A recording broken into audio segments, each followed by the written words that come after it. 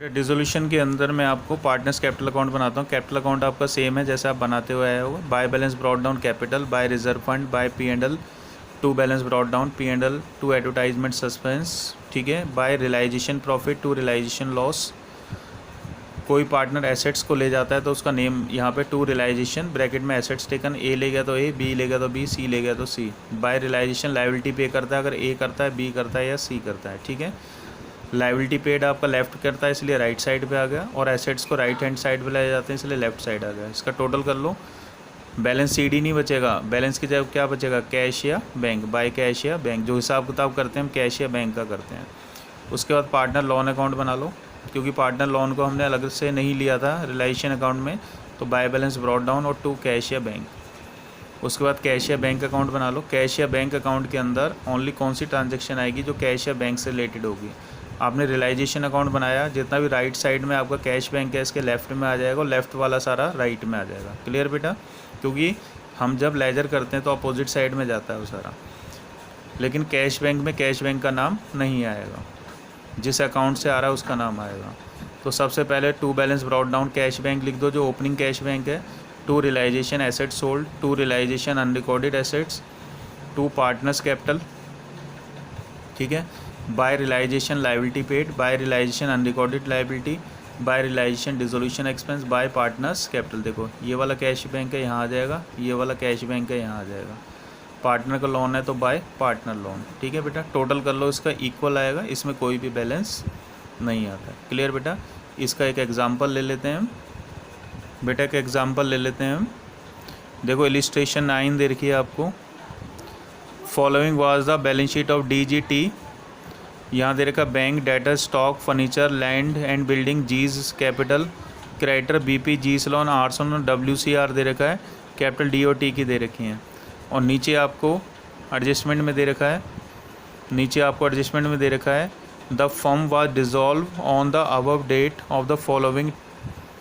देखो बेटा यहाँ क्रेडिटर्स दे रखे हैं आपको, BP दे रखा है, जीज लोन दे रखा है, आर्स लोन, WCR दे रखा है, कैपिटल DOT की दे रखी हैं, bank account, debtors, stock, furniture, land and building, G's loan दे रखा है। नीचे एडजस्टमेंट में the firm was dissolve on the above the following terms, debtor realise 28,000, creditor and BP were paid at a discount of 10%, ठीक है। और यहाँ देखो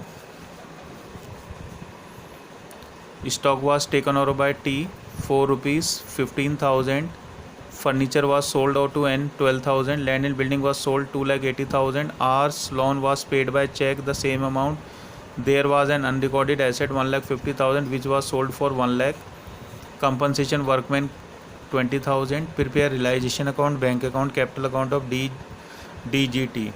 रिलाइजेशन अकाउंट बना लो। रिलाइजेशन में जितने भी एसेट्स हैं डेबिट साइड में ले लो, जो मैंने बोला था उनको छोड़ देना है। टू डेटर्स आ जाएगा आपका, टू स्टॉक आ जाएगा, to furniture, to land and building. और आपको लेफ्ट साइड से by creditor BP, R's loan, R हमारा पार्टनर नहीं है इसलिए इसका लोन अकाउंट आएगा, ठीक है।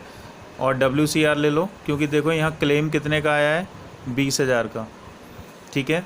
और रिज़र्व कितने का बना हुआ है आपका, देखो WCR रिज़र्व है आपका 26 का, क्लेम आया कितने का आपके पास, क्लेम आया 20,000 का, तो 20,000 ही लेना है।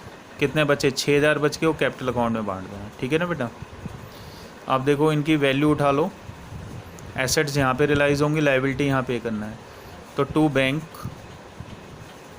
हमने बैंक लिखना है। ये कैश कैसे पता लगेगा, जो हमारी बैलेंस शीट है यहाँ पे देखो बैंक दे रखा है, तो सारी ट्रांजेक्शन किस में होंगी, हमारी बैंक के अंदर होंगी। क्लियर?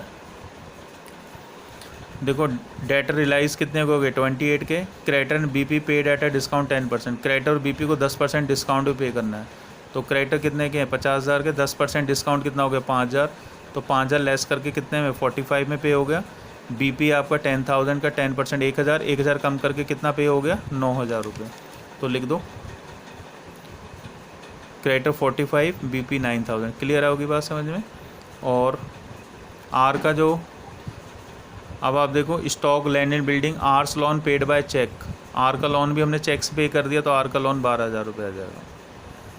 क्लियर बेटा? टोटल कर लो इसका, या तो आप अलग अलग लिख लो, बाय बैंक ब्रैकेट में क्रेडिटर, बाय बैंक ब्रैकेट में BP, बाय बैंक आर का लोन, या आप एक बार हेडिंग बना लो बैंक की, बाकी नेम से लिख दो, उनका टोटल करके बाहर कर लो, जैसा करने चाहो वैसे कर सकते हो आप।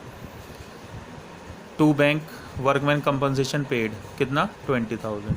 यहाँ एसेट्स ले लो, बाय बैंक एक ही हेडिंग बना लो, एसेट्स के नाम लिख लो, या आप by bank by bank by bank करके अलग अलग एसेट्स भी लिख सकते हो। तो by bank assets realise, debtor कितने के रिलाइज हुए थे 28 के। फर्नीचर देखो, furniture sold to N for 12,000, हमने एन को फर्नीचर बेच दिया 12,000 रुपये का, तो कितना कैश आ गया हमारे पास 12,000। लैंड इन बिल्डिंग 2,80,000, ठीक है, सबका टोटल कर लो।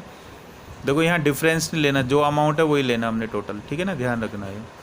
और बाय टीज कैपिटल स्टॉक को लेके देखो, stock was taken off by T, तो बाय टीज कैपिटल स्टॉक। और बाय बैंक अनरिकॉर्डेड एसेट, देखो there was unrecorded asset 1.5 lakh, sold कर दिया हमने 1 लाख, तो 1 लाख ले लेना, किस नाम से लिखना, बाय बैंक ब्रैकेट में अनरिकॉर्डेड एसेट्स। टोटल कर लो इसका, यहाँ बचा प्रॉफिट को डिस्ट्रीब्यूट कर दो तीनों में, कुछ नहीं दे रखा तो इक्वल रेशियो, तो इक्वल। जी का लोन अकाउंट बना लो, by balance brought down to bank करके पे कर दो। उसके बाद क्या बनाना है आपने, कैपिटल अकाउंट बना लो, by balance brought down capital आ जाएगी, डी की 1 लाख, टी की 1,50,000, और to balance brought down G की हमारी एसेट साइड दी होगी, यहाँ पे आ जाएगी। WCR 6,000 बचा था, हमने इसमें बांट दिया 2,000 करके। रियलाइजेशन का प्रॉफिट आ गया, इधर बांट दिया हमने। टू रिलाइजेशन स्टॉक टेकन किया था टी ने, तो टी के कॉलम में लिख दो। टू बैंक बैलेंस निकालो, तो टू बैंक डेबिट साइड में आ गया। अब कौन सा अकाउंट बनाना है आपने, कौन सा अकाउंट बनाना है आपने, बैंक अकाउंट बना लो। जो पुराना बैंक पड़ा था तो टू बैलेंस ब्रॉट डाउन कर दो। टू रिलाइजेशन एसेट सेल, जितने की एसेट बिकी हैं सारी लिख दो यहाँ। टू रिलाइजेशन अनरिकॉर्डेड एसेट आ जाएगा। By realisation liability paid, by realisation WCR paid, by G's loan, और बाय पार्टनर्स कैपिटल DGT, तीनों कैपिटल लिख लो, बैलेंस इक्वल आएगा।